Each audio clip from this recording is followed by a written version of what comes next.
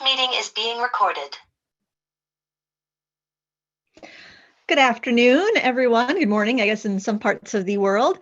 I hope you're having a wonderful day. And if you got hit by the snowstorms that were passing through the country, I hope, or through America anyway, I hope that everything is all right and you didn't get too much snow. We are going to do some watercolor painting today. Like I said, my name is Lindsay, and Molly from Derwent is hanging out. She is going to relay any questions that you have for me as we go along. So if you want, you can type in the chat if you have any questions that you want to ask. I'll try to explain everything pretty clearly as we go along. So hopefully everything will be nice and clear. But what we're going to be using is a round brush and a flat brush. I have a number 8 round just because it's a pretty standard brush that probably everyone has on hand, or most people, but you could do a 6, a 10, a 12, whatever you prefer. And I have a flat inch, a half-inch a half-inch flat, also called like a number 12 sometimes, depending on who makes your brush. And this one has a clear handle, which is really handy if you ever forget to leave your brushes in the water. If you have an acrylic handle, the wood won't split because it's not wood and your ferrules won't get loose. So when I'm looking for brushes, I always try to find an acrylic handle just because I can be forgetful sometimes or get distracted or pulled away from my project. And that just helps, preserve your brushes a bit. So I'm going to have Hinema switch me over to the overhead view of my desk so you can see that. And we are going to do some brush techniques. And we're going to start with our round brush. Now I've got my Derwent Inktense pan paints here. This is the studio set of 24, which contains all 24 of the Derwent ink pan paint colors. They are available open stock, so if you use up any colors, you can just purchase the color that you need, which is really nice, so you don't have to go buy a new set if you use up your favorite color. I always recommend making a swatch of your palette, whether it's a traditional watercolor, Inktense, or what have you, because it can be very difficult to tell what some of these colors are when they're in their dry pans because they are so dark. I have a paper towel handy. This is very important to have a rag or a paper towel handy when you're watercoloring. You want to be able to wipe off the extra water from your bristles.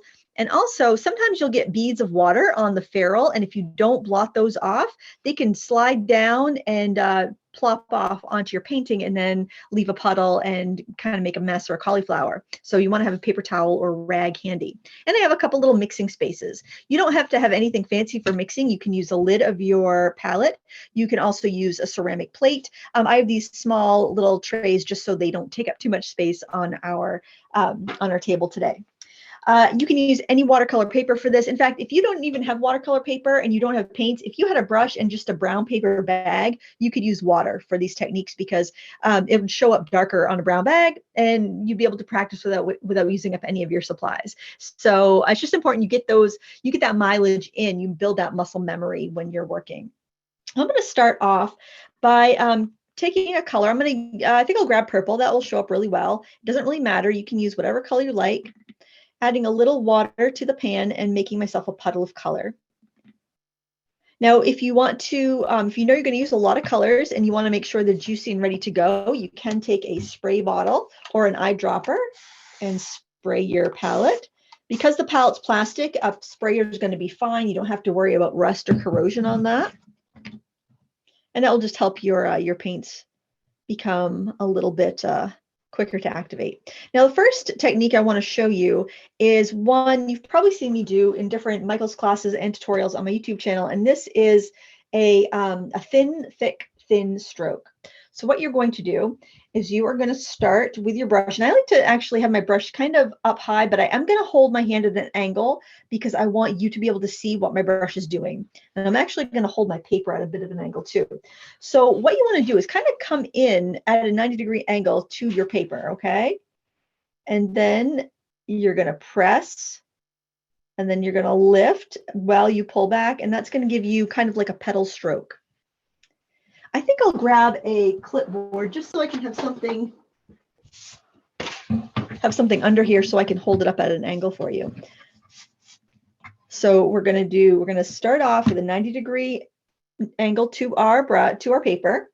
We're going to add in one stroke, be on the tip of the brush. We're going to press, and then we're going to go back to the tip of our brush while we're still moving. Okay, it gives us a nice little petal stroke. So this is very useful for doing like sunflower petals, for doing leaves. And you want to work in a continuous stroke if you can, because then you'll avoid puddles. Now, another fun technique you could do here is to do a continuous line. So you're going to load your brush up. So let's just make sure we have a nice big puddle of color here. Load that brush up. And we're going to do up, press, lift, press, lift, press, lift, press. Let's try that in another color. Let's do some red. This nice cherry red here. Remember, you want the consistency that's kind of like, kind of like a whole milk to like a 1% milk, somewhere in there. Kind of like, not like juice, not really inky, but you want it to have a little bit of body to it. You want it to be able to absorb into those bristles. Now, if you are maybe a card maker, something you could do, you could use this technique to make streamers. See how that kind of looks like streamers? And you could just make a bunch of these.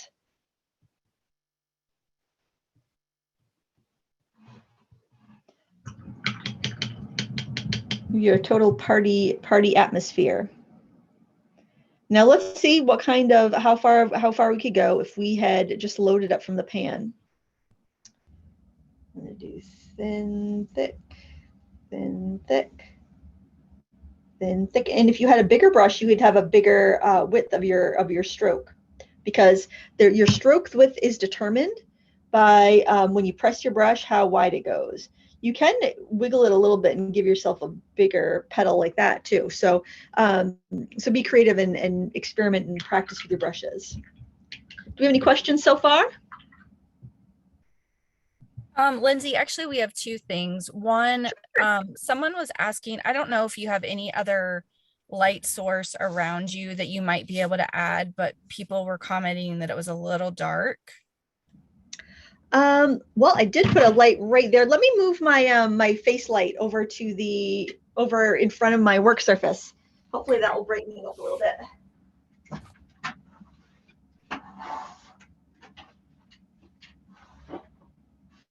How's that looking?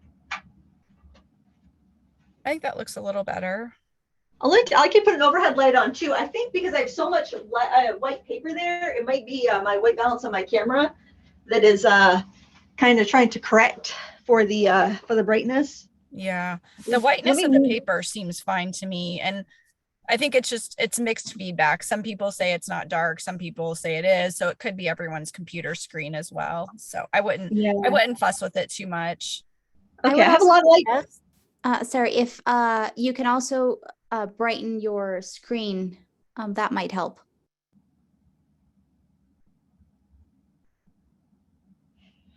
All right, one last thing I want to show you with this particular stroke is a simple sunflower. So I'll show you just the quick little demo here, the quick little what we're going for.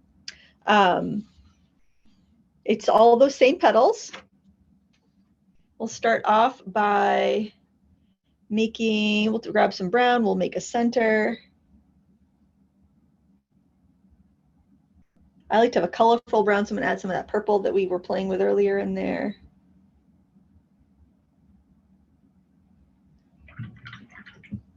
And then we're going to do that same technique. Now, if you don't want to have as wide of a petal, you just don't press as hard.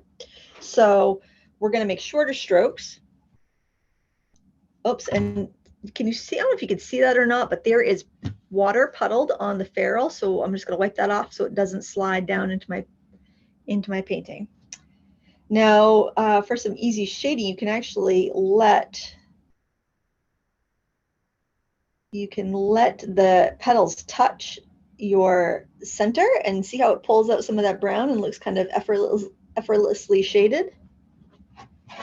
I also recommend that you work with your paper taped to a board or clipped to a board so you can move it around, because much like if I do this, this is kind of awkward. I'm pulling the stroke away from me.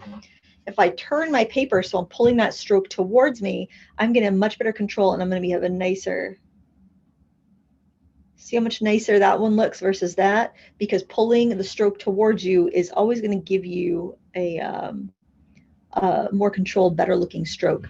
I'm going to add a little bit of orange to this.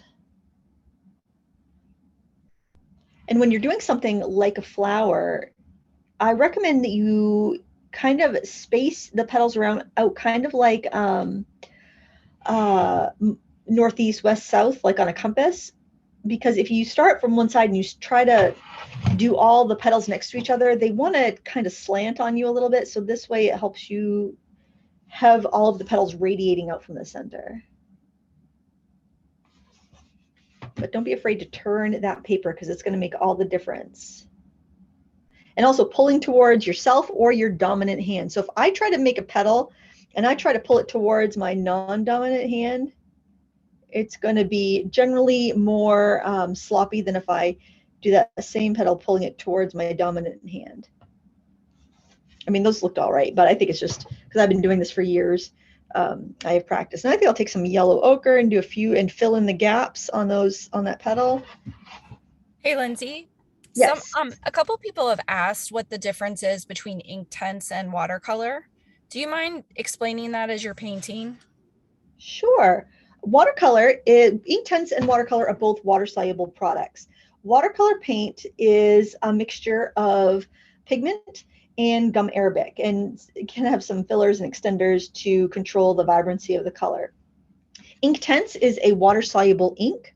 So watercolor, if I paint something with watercolor and I let it dry, and then I go in with a wet brush, I can lift up that watercolor. I can lift up that pigment, scrub it away. With Inktense, if I've painted something with Inktense and I've let it dry and I try to go back in with water and scrub it up, I can't. It becomes permanent like ink. So that's the big difference. As far as like looking at them, Inktense is a little bit more opaque, I find, in the pans and in the blocks. In the pencils, I find it to be more translucent. But basically, it's that you can glaze over the Inktense without worrying about the color lifting up very much. If you have a really thick application, it can still lift up on you a bit, but the Inktense becomes permanent or indelible when it dries, whereas watercolor will lift up. Watercolor, and by permanence, I don't mean light fast, I just mean like in kind of indelibility, whether it will lift back up again.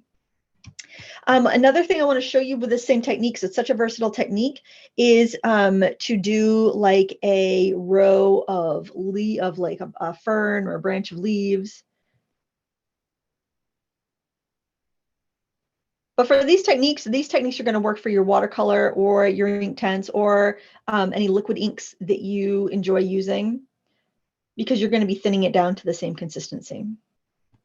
So if you want to do something like a little filler leaf in an arrangement, or maybe on some stationery, or you're just maybe doing a bouquet, you could start on the tip. If you want to get a thin line with your simple round brush, you can get special brushes called liners that are skinnier. But if you want to get a thin line with your round brush, you want to come in with at a 90-degree angle. So if I hold my paper up, and you can see it kind of goes in there, 90-degree angle, and just work on that tippy top. And just try to use those hairs on the end to get a nice thin line. Then we're going to start at the stem and pull little petals from there. So this is a great way. You could do a fern this way. You could do any sort of sprig of leaf. You could vary how fat and how close together the petals are. You can offset the petals depending on the look you're after. Make them shorter or longer. But with this simple stroke, this simple brush technique, you can create whole paintings with just this one brush technique. So I started with it because I feel it's the one to master. And it's so versatile as far as you'll use it in all of your painting. And I like to make my my petals bigger, or my leaves bigger, as I get further down the stem. But you stick one of those in like a little bouquet and it looks so nice. All right, so the next thing I'm going to show you with the round brush is some C strokes. So this is just kind of like a tapered petal stroke. So I hope that you try this and just kind of like, I like to chop up my paper into like bookmarks, and I'll do branches and I'll do flowers and all sorts of practices like that. And then you've got a bunch of bookmarks that you can share with your friends. The next thing we're going to do is a C stroke. And if you've ever done toll painting, you probably know what this stroke is. In fact, that petal stroke that we just did was very similar to a comma stroke. I'm going to grab some kind of a magenta color for this, I think.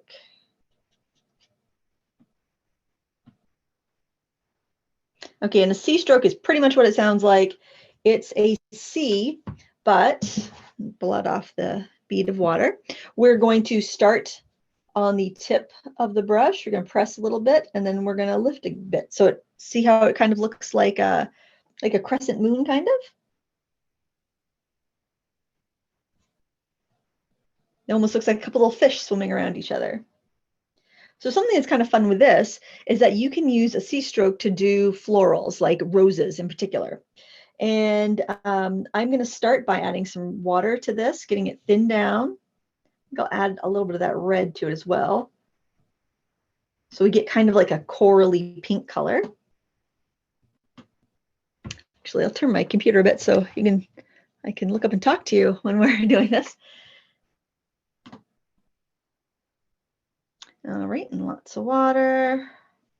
Okay, so this is going to be quite thinned down, so it's going to be quite pale. And the reason for that is because I want to vary the concentration of my color. And I'm going to start with tiny C strokes, and we're going to go to big C strokes. So we're going to do just a little C, bigger C, kind of let them touch each other and connect. Bigger C, bigger C. I think I'm going to add some yellow.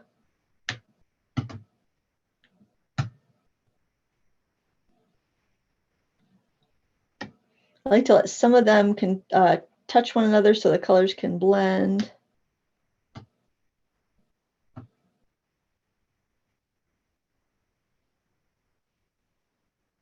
If you want a really wide petal, you can just, press down more, let those bristles spread apart. The brush I'm using is a Princeton Neptune that is available at Michael's. And then I'm really going to water it down, let those outer petals be really, really pale.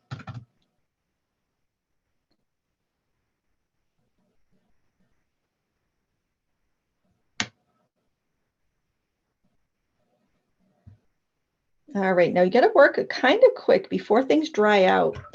And we're going to go in and grab some of that magenta and some of that red, kind of concentrated, and we're going to start kind of adding it in towards the center. Any place where we want to have a little more color.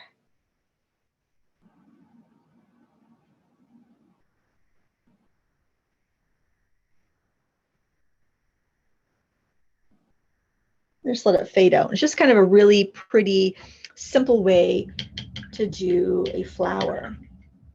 Now we can do a little bud about the same way. I'm going to load up my brush. I'm loading it up with kind of the juicy paint, and then I'm going to lift a little bit off of the pans. And so we're going to start off with a C and another C.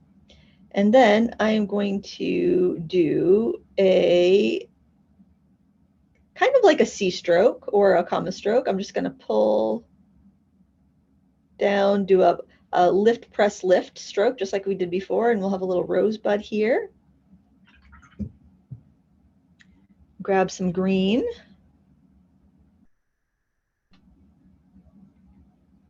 I like to mix my colors so I get a nice natural looking green. I rarely will take the color just as it comes off the pan. I'm just going to do a little ball here. I'm going to do a stem. And then I can do a little petal stroke.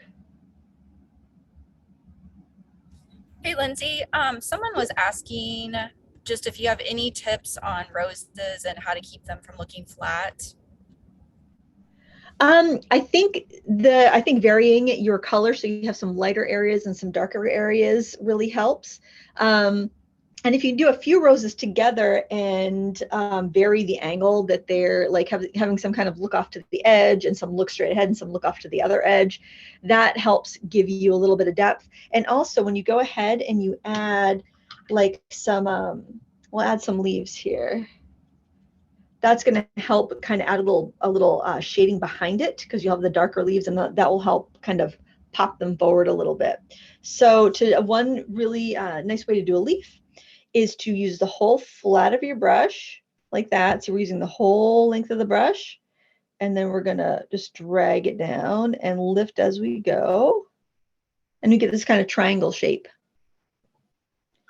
And so I'll vary my color a little bit.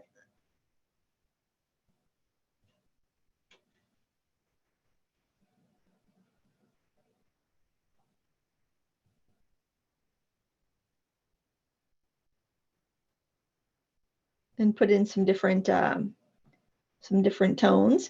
If doing that in one stroke is difficult, you can do it in 2 strokes. Get more of like a heart-shaped leaf. And you can always go over anything. You can let it dry fully if you need to, or you can go right over while it's wet, and you could even shape the leaf a little bit more if you're not happy with the way that they're looking.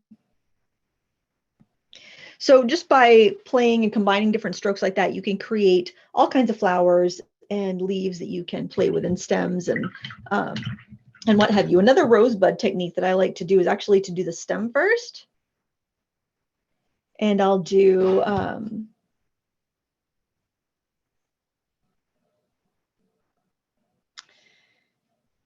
the stem, I'll do the ball. Then I'll do the petals, kind of like those petals there, but I'll have them around the rosebud.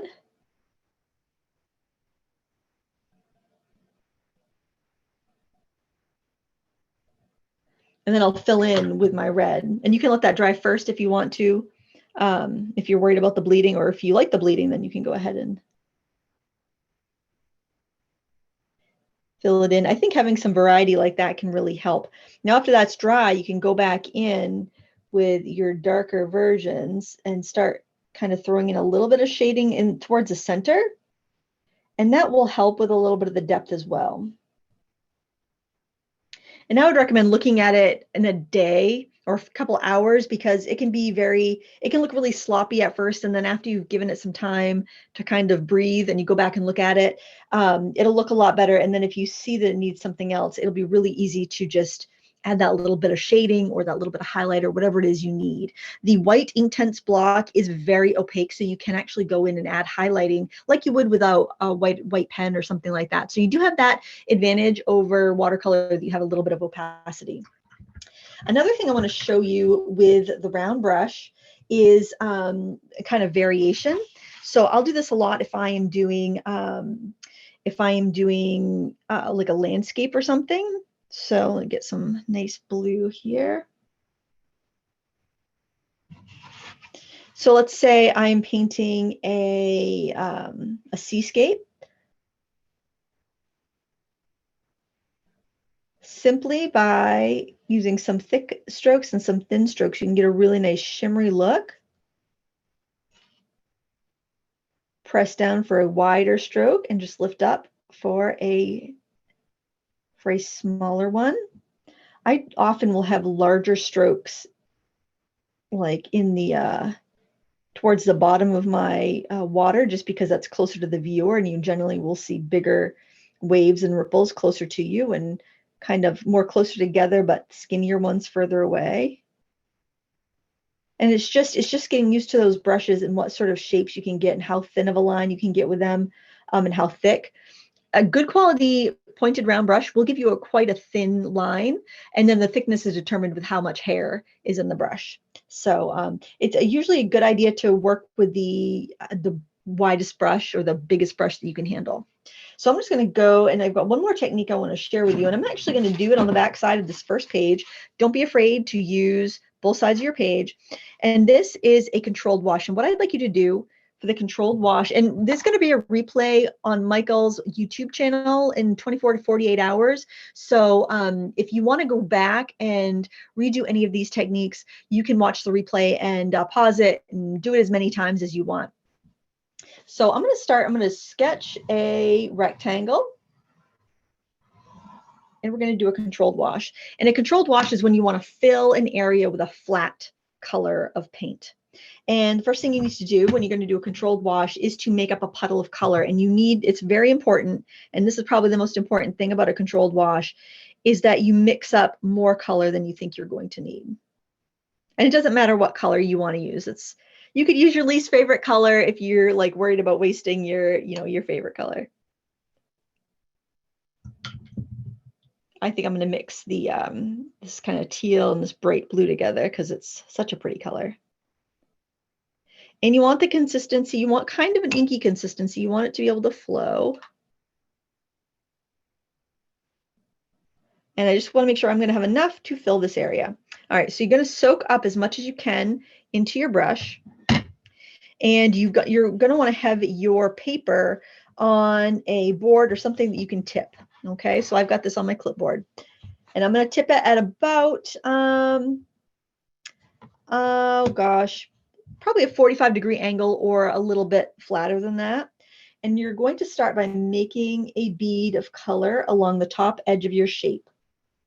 Now I love to paint glass. So if I'm doing like colored glass and I want to have a really robust flat color for my colored glass, I will do this technique. I'll just draw like the bottle or whatever it is, and I will work in the shape. Now the negative side to this is that it does take practice.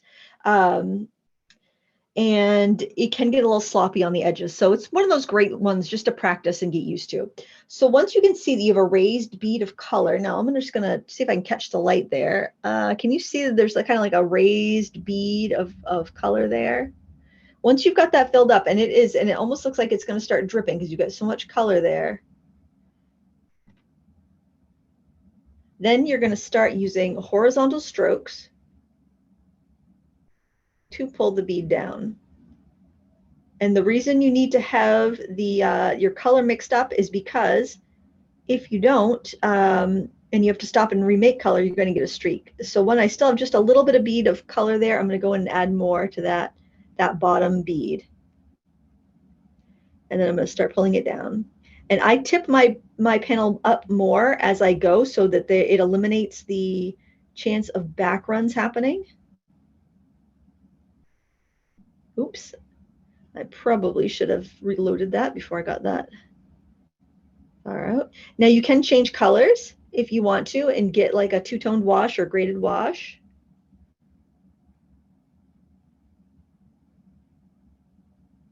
And I will say that all these practicing pieces you can do on cheap paper. The controlled wash is probably the one that will appear nicer on nicer paper. But if you can do a controlled wash on, inexpensive cellulose paper, you can do it on anything.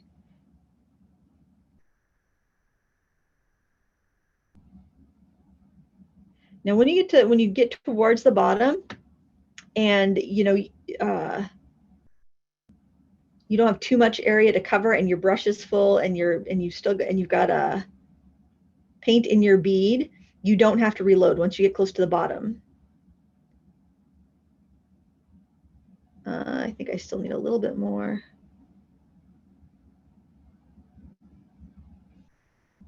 But I think now I'm going to have enough just to finish it.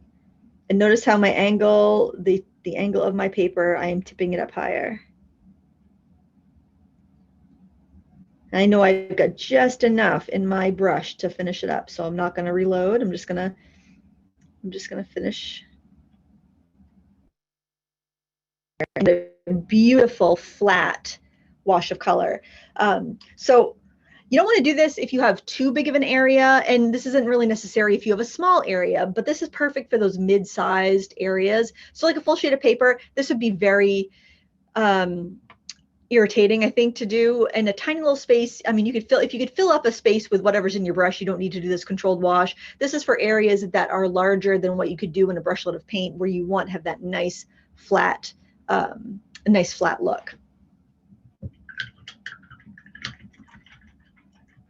And that one probably takes a little bit more to practice. Now, I talked about changing colors in a wash, so we could do a skinny, like just a little small one where I show you how to change a color.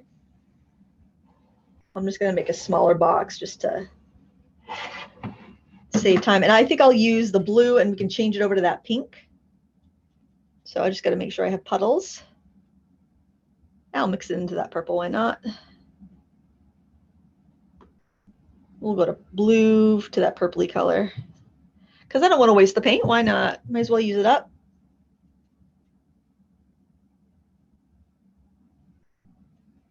Okay. So you're going to start with your first color. And you are going to make your bead.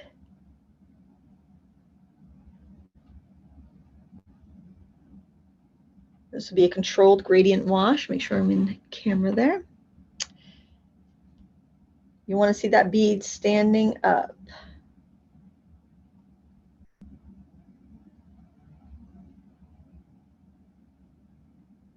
Okay. Once you've got that bead standing up, you're going to go down with your vertical strokes again. I mean, your horizontal strokes again. My goodness. I hope I didn't say vertical when I meant horizontal.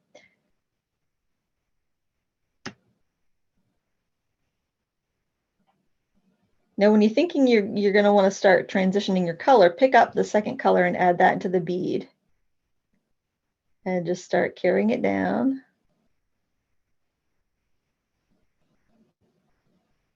Pick up some more of that color, add it to the bead.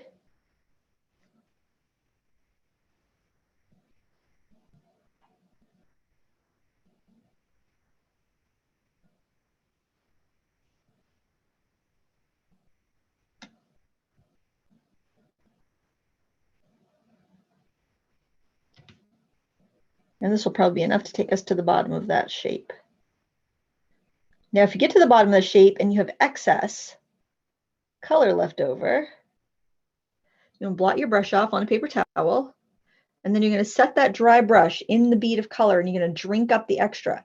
If you don't drink up the extra, what will happen is you're going to get a back run or a cauliflower at the bottom of that that area there. So that's how you do a nice gradient. And of course, you can play with whatever colors you want. You could do a whole rainbow if you wanted to. You know, just practice. Your edges will get neater the more you do it. Molly, did we have another question? I'm sorry, I need to stop talking. Oh, that's okay. Someone was asking if you could do kind of the same technique on wet paper for a flat wash. I'm actually going to show you that next. Perfect. All right, so the next technique would be a flat wash where we start with a wet area. So I'm going to draw another rectangle here. And here's where we can start getting in our flat brush. Now, the flat brush has a wider area, so you can often fill in an area quicker. So, you know, Watercolor and Inktense, they follow a lot of the same principles. And one of the principles is that it follows the path of least resistance, meaning it is going to go where the paper is wet because, you know, our paint's kind of lazy. It's gonna take the easiest path. So you want to wet an area and you want to make sure you don't have any puddles, but you want it to be glossy looking. Okay, so I like to hold it to the light and I look to see if there's any spots that I've missed, but I want to make sure I don't have standing water. If I have standing water, I blot off my brush and I go kind of drink up any puddles that I see. And absolutely, we can pick up our color with either your round or your flat brush. It really doesn't matter. And you can go in and do a flat wash that way.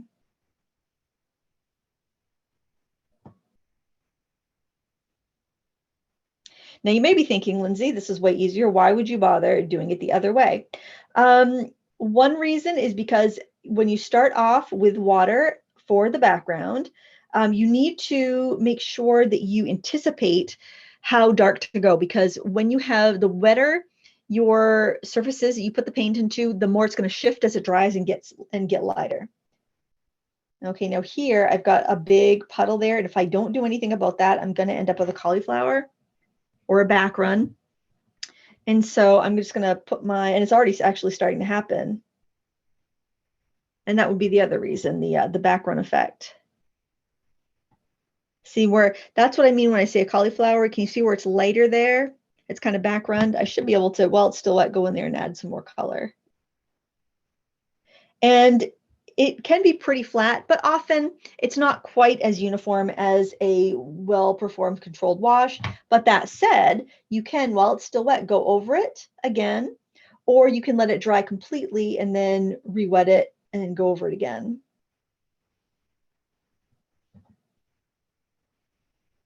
So there's many ways to do a wash. This is much better if you have a larger area because it can blend out a lot more. And usually if you have a really large area, you're not trying to get it all one flat color because it's kind of not very interesting. You want that bit of variation in wet to wet blending. But honestly, I think learn both ways and then you'll have two different ways to approach anything. Now for a gradient wash, wet and wet gradient is very, very simple. We're gonna wet the area again. Oh, and by the way, I didn't explain this because these are off camera. I have two things of water, one's for cleaning my brush and one's for getting fresh water for when I'm doing washes. So I recommend you have 2 buckets of water. So you always have one to rinse your brush in and one to pull fresh water out of, and that way your colors will stay nice and vibrant. So we're gonna wet our square here.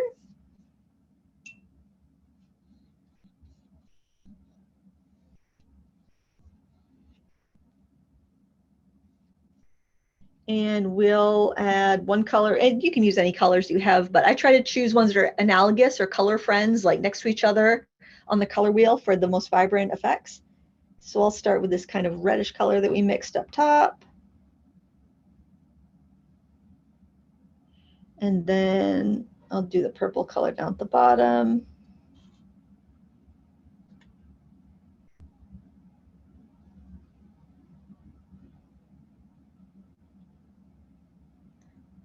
And let them mix in the middle.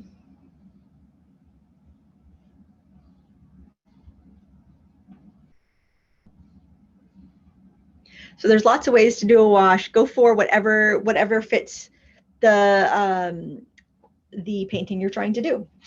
And we're going to do some more with our flat brushes. Oh, just a quick overview of our round brushes. I want to show you just the little card here that I made. We did the lift and pull, thin to thick strokes, lift, press, lift, and showed you different things you could do with that stroke. We did the C strokes and we did roses. We did the kind of full length of the brush drag, kind of triangle stroke, and use those for some petals. We did the variation from thin to thick with our round brush, and we also did a little rosebud, and our washes. So now we're going to go to our flat brush, and you can use the back side of a paper I'm using. That's totally fine. And I'm going to show you a couple more ways to make leaves and a couple other things you can do with your brush. So it gives you some, some different ways to practice. So one of the things I like to use a flat brush for is to do lovely leaves. And there's a couple different ways you can do your leaves. You can do kind of like it almost looks like a diamond, kind of like that. You can also do kind of like a twist and pull. And I'll show you that one again, moving my paper. So I actually like to load up my brush with a couple colors when I do this. So I'll load up with the like a light green, and then I will put one edge in like a darker green and do a leaf where I press my my flat brush, and then I kind of twist my brush around as I go, and then lift up on the chisel edge. And then I turn my whole brush around. I do the same thing again. And you can leave a little gap of color in the center for like a highlight. But that's kind of a fun way to do some leaves. That's really exaggerated. I probably have colors a little closer together, but just to kind of show you the placement of the colors on my brush there. A lot of times I'll combine my brushes and I'll do like a vein with my round, and then I will do little kind of like diamond leaves off of them. So you may find that you can get a very similar effect with a flat or a round, but you might just prefer one over the other.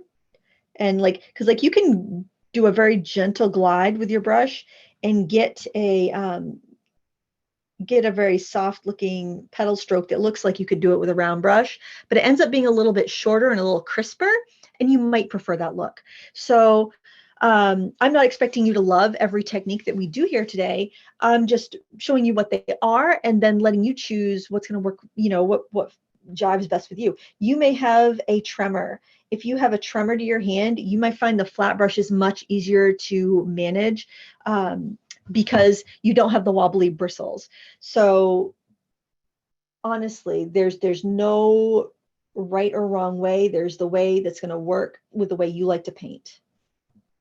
And you may prefer, like this brush here is a golden taklon, which is a firmer, crisper bristle. This brush here is a faux squirrel, which is a floppier, softer bristle.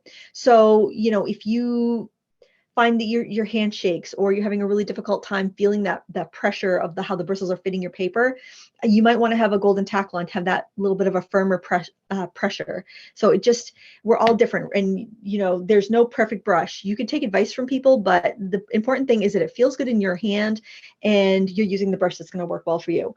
So there's a few different leaf strokes that you can do. And again, you can always replay the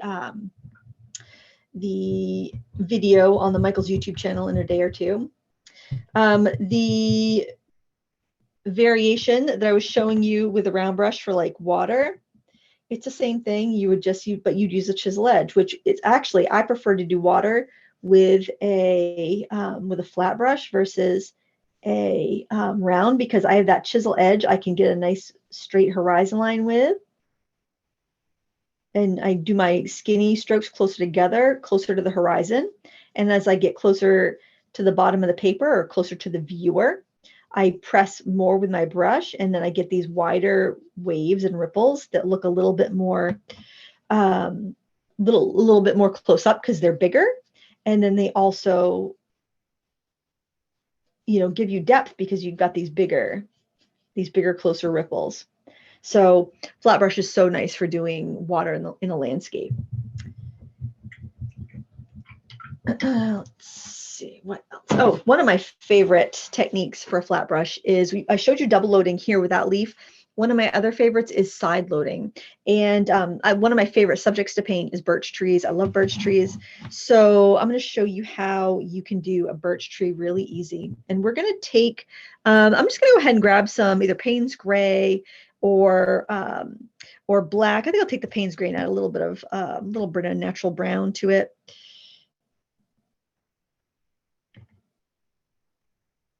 And I'm going to show you how to side load. And there's two ways we can do it. So don't worry if the side loading doesn't quite work as well for you, because we've got another way. I'll warm that up a little bit with that English red. Okay, so what you're going to do is you're going to clean your brush off, and you are going to blot one side onto a paper towel so your brush is semi-damp.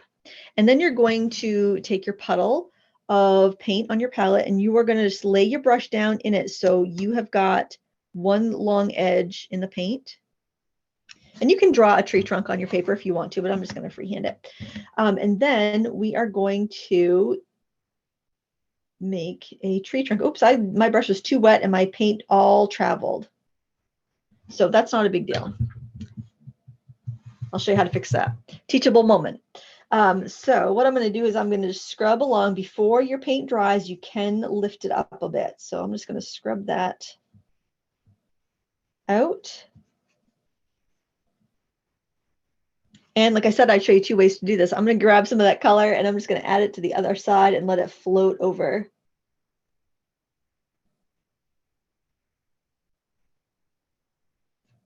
We'll get to the side loading in a second. We'll do this technique first. So this would be like you'd wet the area and then you'd add the color into the edge. And I'm just going to add some splotches to make the marks on my tree.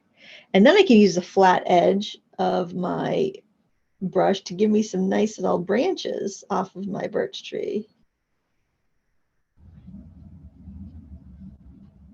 And I'll do broken lines. I might even just use the corner.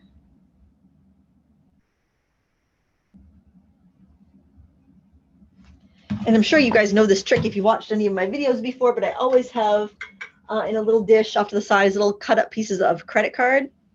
And I use those for scraping. Sometimes I'll pick up color from my palette, little scrapes and scratches.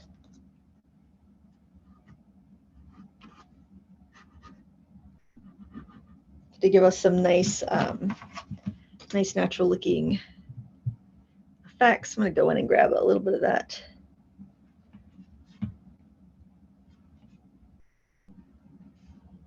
Payne's gray and just add some little birch splots. So that would just be a quick little demo of a birch tree. Now I'm going to show you the side loading again. I'll actually sketch on a tree trunk. Just 2 parallel lines, that's all. And my brush was too wet or my puddle of paint was too wet. So it's one of those variables. So what I'm going to do is mix up some more color, but I'm going to make sure it's not too wet on there. Clean my brush off, dip it in fresh water, and I'm going to blot it a little bit more. Load up the side of my brush. Now, if your bristles are splitting apart like that, that's you don't have enough water on there. So I am going to pick up a little bit more of the wetter paint, and this should be all right. And then I actually, if I want a darker shadow at the bottom, I'll start at the bottom of my tree. I will press the brush so the dark color is near the edge, and I will drag it along the edge of my tree. And see how it gives you kind of a soft blended effect. It probably does look kind of harsh there because I used a real dark color. I'm going to clean my brush off, dip it in water, blot off the excess, load it back up, maybe have it a little bit wetter this time.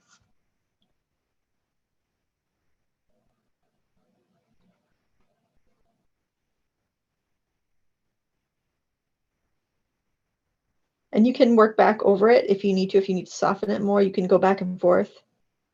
Just make sure that you don't turn your brush around because you want to keep that dark color on the same side. But you can keep working over it. If I wanted to go over on this side, then I would turn my brush around so that I'm getting the same side with the color on it. But it that's really handy if you want something to appear rounded, like a tree trunk. And then you can go in with your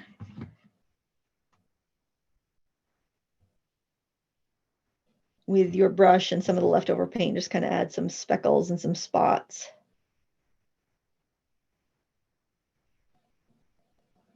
So side loading can be really handy.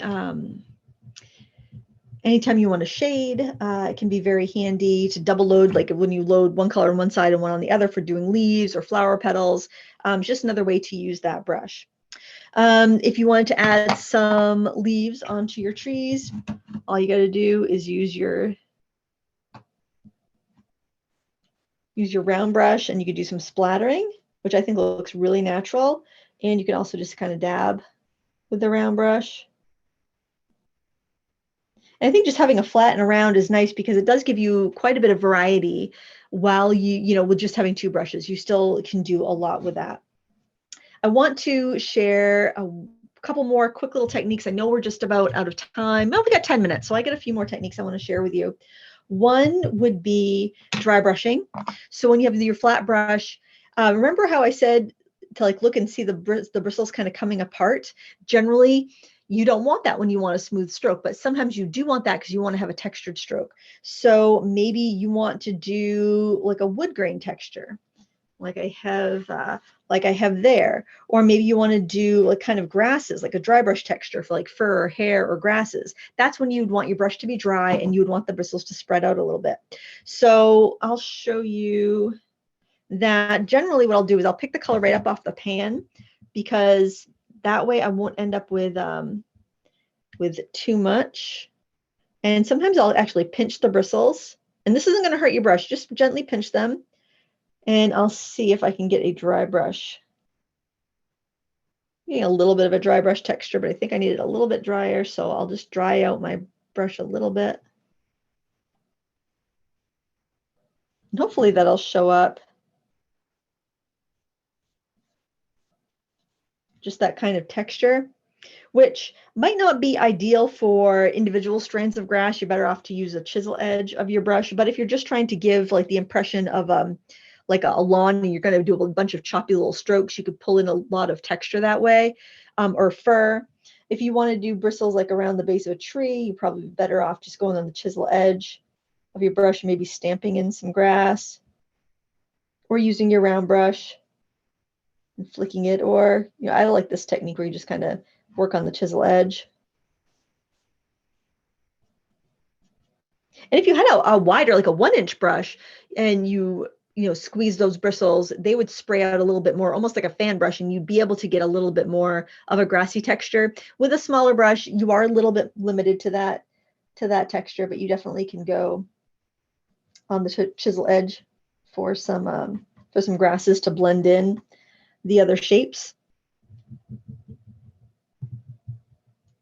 And then, you know, for wood grain, I would just grab some browns.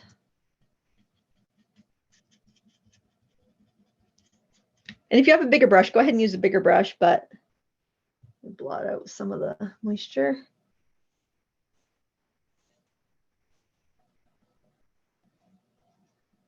Usually we'll go in and kind of put like a little bit of a distinct graining.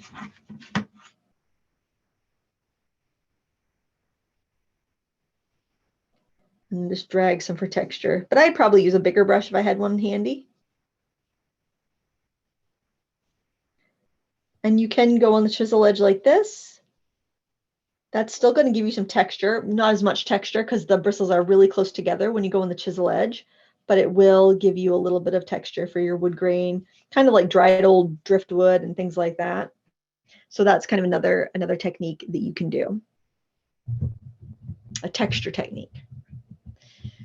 You can spatter with your flat brush, but I would recommend, and by like loading it up and pulling your finger across to spatter, I would recommend saving an old toothbrush for that, because I feel like that's a little aggressive on your brush tips, and I don't want you to wear down your brush tips. If you wanted to spatter, I would say use your round brush and do like a flicking like we did there.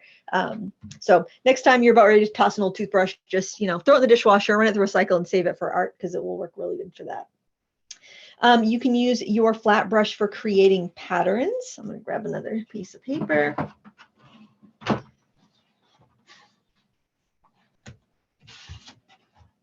Like a checkerboard. And you may think, well, that's what would I use that for? Well, if you're painting maybe a tablecloth or a shirt on somebody, you might want to make a little pattern. Something else I like to do is gingham. And you can do it a wide plaid or gingham with your flat brush. It's just a lot easier to do a straight line with a flat brush than a round brush, I find. And if you let it dry, see, you get the overlapping colors and it looks a little bit more like gingham versus there where it's blended. So it just depends on the look you're after. And for a plaid, you could go on the chisel edge and alternate your other colors.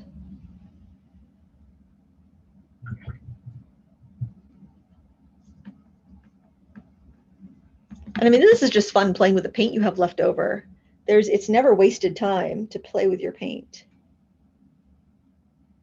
And I mean, think of that. You could do that to liven up some clothing or a blanket or anything like that if you're painting an interior or any sort of scene. And another fun thing, which it is a little tricky to do with your flat brush, but I still think it's really fun and cute. And that would be, we're going to use a double loading technique, and we're going to make some little carnations. You know, generally I like to do this technique with an angled brush because it's a little bit easier with an angled or a dagger, but it will work with your flat brush. So what we're going to do is we're going to load up our brush with a yellow. I'm using this kind of mango-y yellow color here. Okay, so the brush is juicy and it is loaded. Okay, so it's wetter than we typically would use. Then I'm going to take one corner and I'm going to go right into this red right here, right onto the pan. Now, don't worry about contaminating the pans because you can just take a clean brush and wipe off the top if you need to later. Okay, then what we're going to do is we are going to, and I'm working sides, so the butt, think of the stem coming up this way. We're going to press and we're going to wiggle our brush. Make sure it's in frame. And again, I'm turning this so it's comfortable for me. I'm going to go ahead and load up the red corner again because I think I have plenty of yellow in there.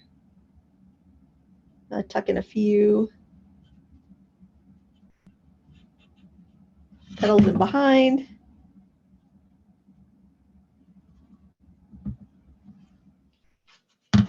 And you can finesse it as much as you like. And then I would go in and add the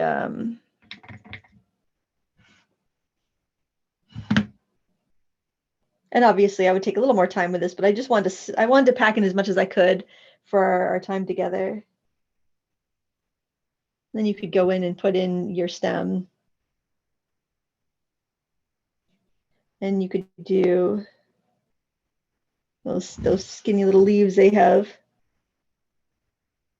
Just turn your brush more at an angle when you want to get the skinnier ones. But you know, just play and enjoy yourself. And I think that was pretty much all the techniques I wanted to share with you.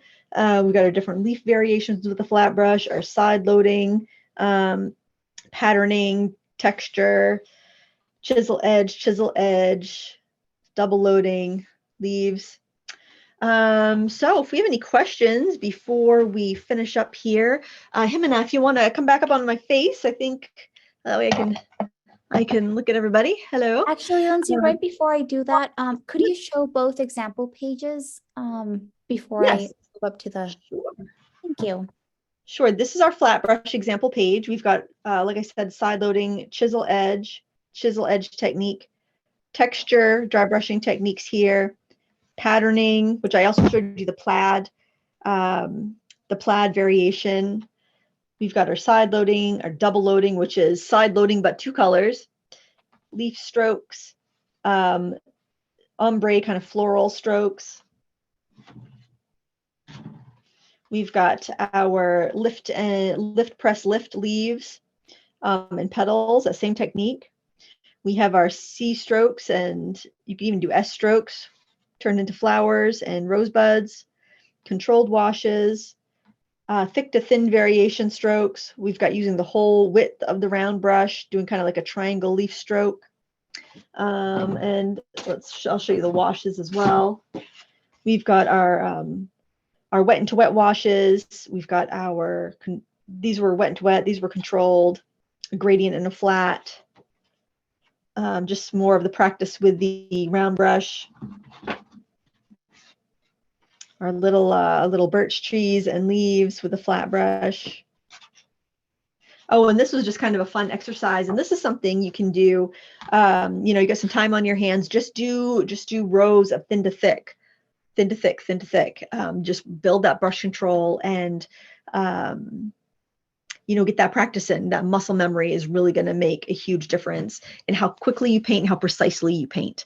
And practice is good. You know, we all get rusty. We all will have like a few days where we don't get a chance to touch our brushes, and just having a little bit of that practice time is a great way to spend some time, and a great way to get to know your brushes better and build that muscle memory.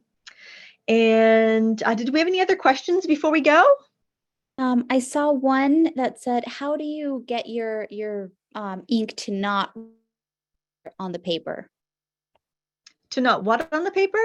Like not run into each other, or not, I don't know how to word this. Maybe puddle, not to puddle on the paper? To not like, yeah, the paint from, how do you keep the paint from running together? Okay. Well, the paints will blend together if the paper is wet. So if you want to put adjacent colors and you don't want them to run together, you want to let the first color dry first before you put the second color in.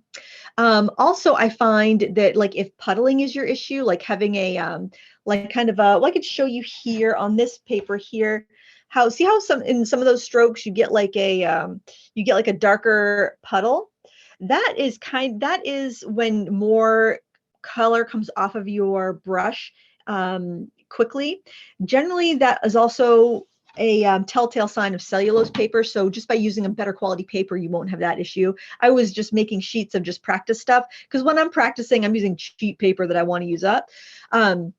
So that's another way to do it. A third way, which is not something we did here, but I do have several videos on it on my YouTube channel, is to wet the back of your paper, stick it down onto like a cutting mat or a whatever you have that's non-porous on your surface, your work surface, and then wet the front of your paper. And then you can do wet into wet washes, and the colors will come up to each other, but they're not going to mix and blend so much because you've wet the back side of the paper and you've created kind of an equilibrium on the surface. So they'll stay where you put the brush strokes will stay where you put them for the most part. But there's a few different ways to get around that.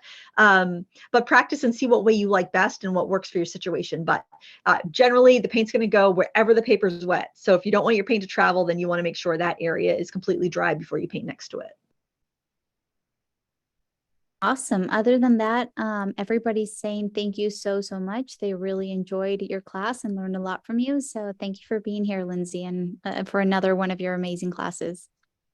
Well, thanks so much for having me. I am so glad that that everyone was able to join us today. If you want to tag me, I'm Lindsay Wyrick on Instagram. If you want to tag Michaels, you can tag Michaels and Derwent, and also use the hashtag Make It With Michaels. And that way we can all see what everyone's up to, and it's fun. And you could put these practice pieces, all these elements together in your own original artwork. So have fun with it and explore and just get the brush wet and practice. That's all I have for today. Do you have anything to add, Jimena or Molly? No, I think that is it. Molly can't open up her microphone right now, but I think we're all good. Thank you so much. And thanks everyone for joining us today. Thanks, guys. Bye. Bye.